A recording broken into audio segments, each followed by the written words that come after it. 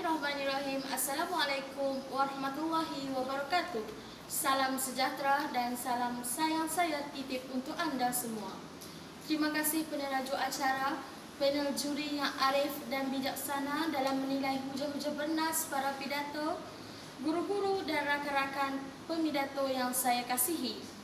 Tajuk pidato saya pada hari ini ialah sekolah sebagai ejen pemupukan budaya luhur.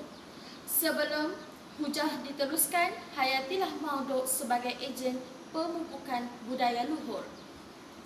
Menurut Kamus Dewa edisi keempat, sekolah bermaksud tempat untuk belajar dan mengajar atau tempat untuk menerima dan memberi pelajaran.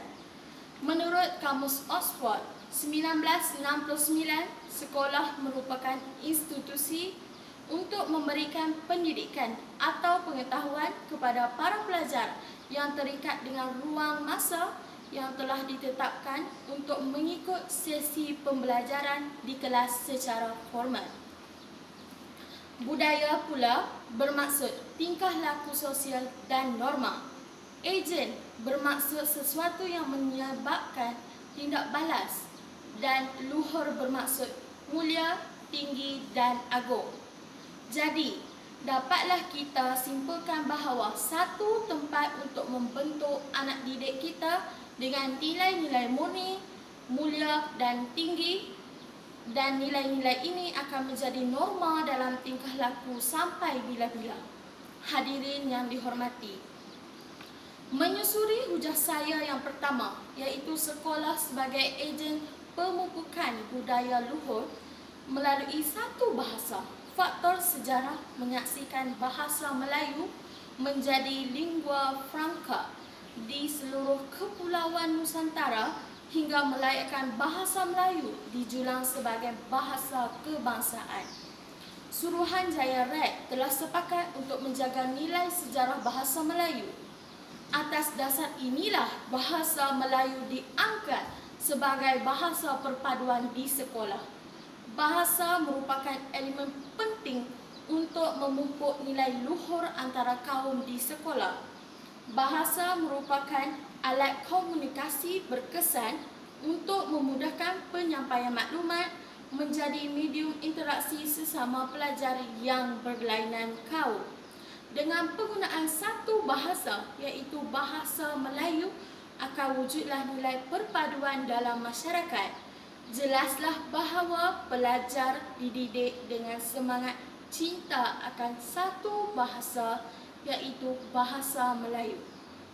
Hadirin yang dimuliakan, hujah saya yang kedua di bawah kata kunci sekolah sebagai ejen perpaduan kaum. Perpaduan boleh diterapkan melalui aktiviti kokurikulum.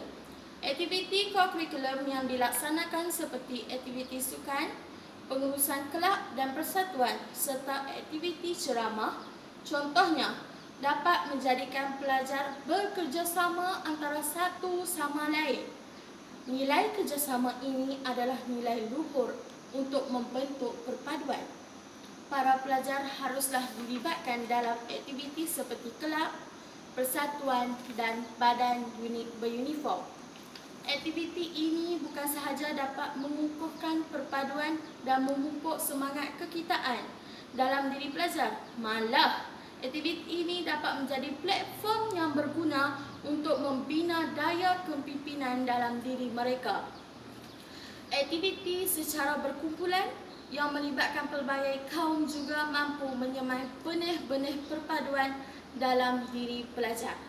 Hadirin yang saya hormati, hujah saya yang ketiga di bawah kata kunci sekolah sebagai ejen perubahan dalam masyarakat yang tidak bermoral kepada sikap bermoral. Seperti yang kita sedia maklum bahawa program transformasi pendidikan kini bergerak di atas landasan yang tepat dan padu. Isu permasalahan sosial yang dicetuskan oleh pelajar yang kelihatan membimbangkan seperti penyalahgunaan najis dadah, merokok, ketagihan alkohol, pecah rumah, lari dari rumah, kelihatan semakin membimbangkan dan perlu diselesaikan dengan segera untuk mencapai dasar transformasi negara. Jadi, sekolah sebagai ejen atau unsur yang membawa perubahan dalam masyarakat. Sekolah dilihat sebagai lokasi tumpuan untuk mengawal tingkah laku dan membentuk personaliti pelajar. Contohnya, melalui program Sasih Unggul Murid (SUMON) yang perlu dilaksanakan sebagai berdasarkan 4 modul, iaitu modul berbudi bahasa, modul mutadayyin, modul penampilan diri dan modul jati diri. Pihak sekolah perlu menubuhkan satu badan ukhuwah dan kerohanian untuk menguruskan program usrah ini. Jelaslah kepada kita peranan pihak sekolah dalam membentuk Sasih Terpuji Murid amatlah berat. Hadirin yang saya muliakan, hujah saya yang keempat, di bawah kata kunci sekolah memainkan peranan untuk mengekalkan corak kehidupan dan kebudayaan yang dianggap baik. Contohnya, perkara yang berkaitan dengan nilai patriotisme atau semangat cinta akan negara. Guru di sekolah mengajarkan kebudayaan kebangsaan kepada pelajar melalui mata pelajaran sejarah. Nilai patriotisme boleh diterap melalui cerita cara-cara pejuang tanah air berjuang untuk mencapai kemerdekaan. Bagaimana bendera Union Jack akhirnya diturunkan menggantikan jala gemilang yang megah berkibar hingga hari ini. Jika nilai-nilai cinta akan negara ini berjaya diterapkan kepada para pelajar, sudah tentu akan wujud ramai generasi muda yang bersifat luhur dan sayang akan negara. Jelaslah di sini bahawa semangat cinta akan negara perlu disemai sejak rebung lagi, bukannya buluh. Hadirin yang saya hormati, kesimpulannya, segala perancangan dan pelaksanaan telah pun direalisasikan. Namun isu ini bagai titik noktahnya.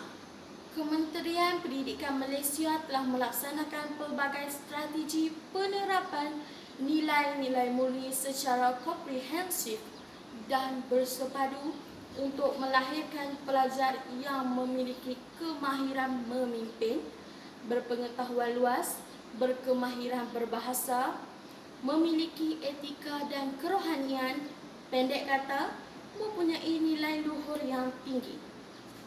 Inilah ciri-ciri pelajar yang diinginkan dalam pelan pembangunan pendidikan. Justru itu, semua pihak seperti ibu bapa, masyarakat setempat dan badan bukan kerajaan perlulah sama-sama berganding bahu bagai aur dengan tebing untuk terus menyokong usaha pihak sekolah dalam melahirkan generasi yang luhur. Sekian, wabillahi taufiq wal hidayah. Wassalamualaikum warahmatullahi wabarakatuh.